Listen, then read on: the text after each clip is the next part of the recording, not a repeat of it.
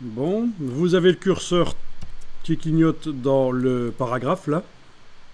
Vous allez créer un style de paragraphe maintenant pour pouvoir appliquer ce genre de titre un peu partout dans le document. Donc dans la palette des styles de paragraphe, menu texte, style de paragraphe, vous allez demander nouveau style de paragraphe dans le menu ici de nouveau style de paragraphe et vous l'appelez titre. Attention, faites bien attention à ceci. Dans InDesign, quand vous créez un nouveau style, que ce soit un style d'objet, de paragraphe, de caractère, il faut toujours vérifier qu'il n'est pas indiqué ici d'après quelque chose. Et vous voyez qu'il est ici indiqué d'après corps du texte. C'est pas bon ça, vous allez demander ici d'après aucun. C'est ce qu'on appelle le parentage de style. C'est quelque chose qui est très bien, mais il faut maîtriser, il faut comprendre. Donc, tant que vous ne comprenez pas ce que ça veut dire ceci d'après, vous inscrivez aucun. OK. Dans ma palette des styles de paragraphe, voilà, le paragraphe utilise ce style-là. Je peux aller en créer plein d'autres rapidement dans le document. Je vais le faire ici.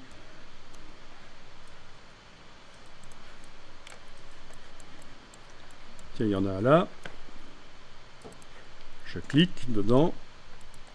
J'applique le style. Il disparaît.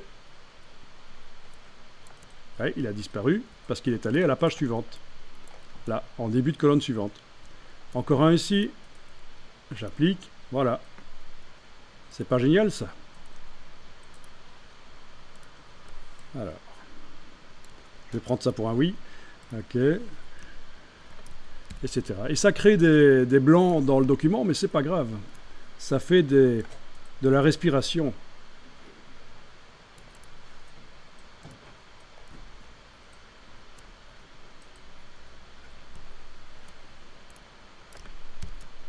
Il suffit de cliquer et d'appliquer.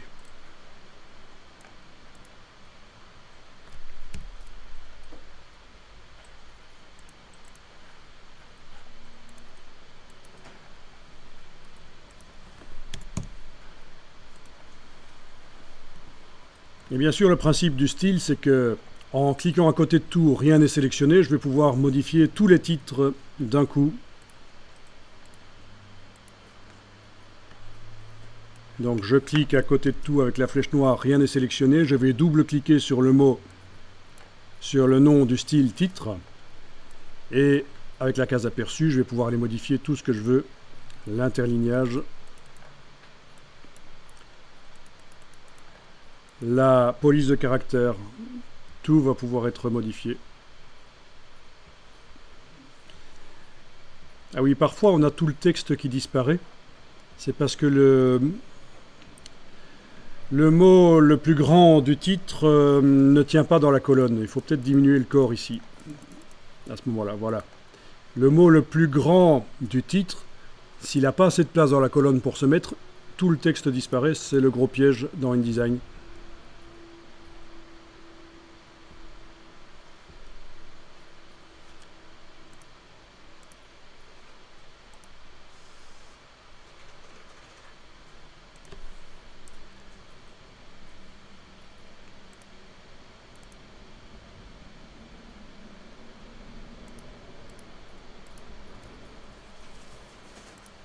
Alors InDesign n'est pas un logiciel facile du tout. Ça, je pense que vous aviez compris que c'est pas facile. Si je veux donner une comparaison, vu que je connais les logiciels Adobe assez bien, Illustrator par rapport à Photoshop, c'est déjà 2 fois plus complexe. InDesign par rapport à Photoshop, c'est 6 fois plus complexe. Donc, parce qu'en fait, vous devez maîtriser le fonctionnement du logiciel, mais vous devez en plus avoir une connaissance de la manière dont on fait des mises en page d'habitude. Il faut avoir une connaissance de la mise en page, il faut cultiver son goût de la mise en page. Pour ça, vous avez notamment les librairies. Vous entrez dans une librairie, vous avez plein de magazines, ça peut déjà aider évidemment. Et puis en plus, il y a les règles typographiques, on ne fait pas n'importe quoi. Bien que pour ça, il y a éventuellement des logiciels qui peuvent vous aider à corriger les erreurs typographiques que vous faites. notamment Prolexis, logiciel français, ou alors Antidote, logiciel québécois, font de la correction typographique.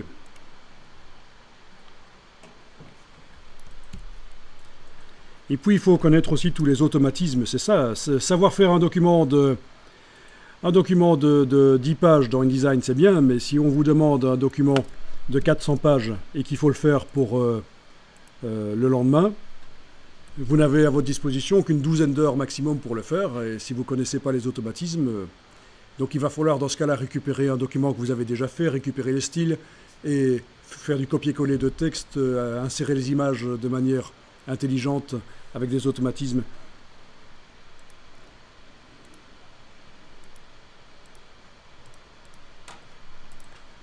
Voilà, je pense qu'avec ça, vous avez déjà de quoi démarrer un document valable. Ça commence à avoir le look d'un document valable. Doucement.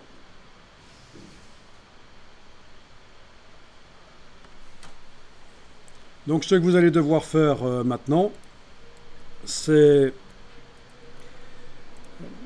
trouver un sujet qui correspond à ce que je vous ai demandé tout à l'heure, c'est-à-dire les groupements d'anonymes. Vous choisissez un groupement d'anonymes, un métier ou n'importe quoi. Je vous avais cité les ébénistes, les comptables, les garagistes, les fans de Justin Bieber. En tout cas, des gens dont on ne connaît pas le nom, mais ils ont quelque chose en commun. Vous allez devoir aller rechercher des images sur le web pour parler d'eux et mettre ça en page. Alors au niveau du texte, ça n'a pas d'importance. Le texte, vous pouvez prendre n'importe quoi comme texte. C'est juste un prétexte en fait. Hein.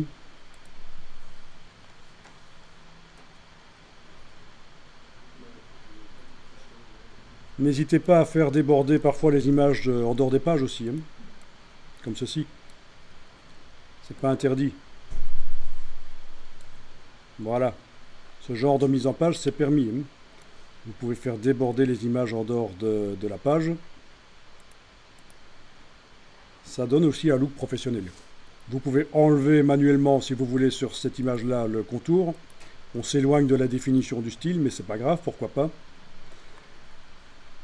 Voilà, je pense qu'avec ça, les débords d'images, c'est encore plus professionnel. Ça peut déborder aussi par le bas, comme ça.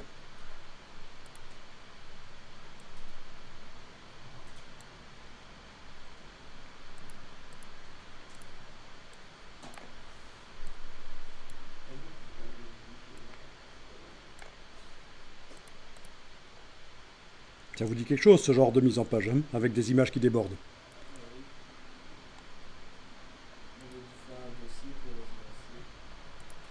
Voilà, il faut vraiment profiter du fait que, par exemple, en imprimerie, c'est possible de le faire, des images qui vont jusqu'au bord, tandis que si vous imprimez avec une photocopieuse couleur, c'est pas possible. Donc, c'est ce qui fait la différence entre un document professionnel et un non professionnel. C'est aussi ça, le fait que les images vont jusqu'au bord des pages, parce que c'est techniquement possible de le faire en imprimerie, ça donne bien.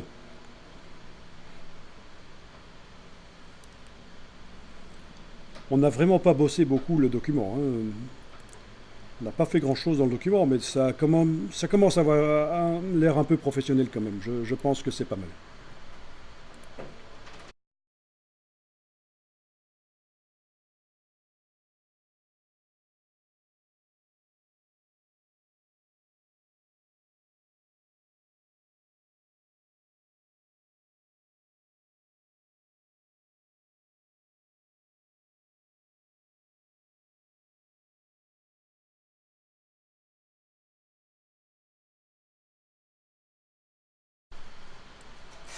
Ah oui, et puis il y a quelque chose que je n'ai pas dit aussi, évidemment, je ne sais pas si vous êtes au courant que ça marche comme ça. Regardez mon rhinocéros ici par exemple. Bah, il a la corne coupée par le bord de l'image. Évidemment, vous allez devoir double-cliquer sur le bloc ou alors cliquer une fois sur le réticule central, là, avec la flèche noire. Et avec la touche majuscule, vous allez le repositionner. Bien sûr. parce que c'était un positionnement automatique, mais on peut repositionner les choses. Il faut. Quand ça foire, il faut repositionner les choses.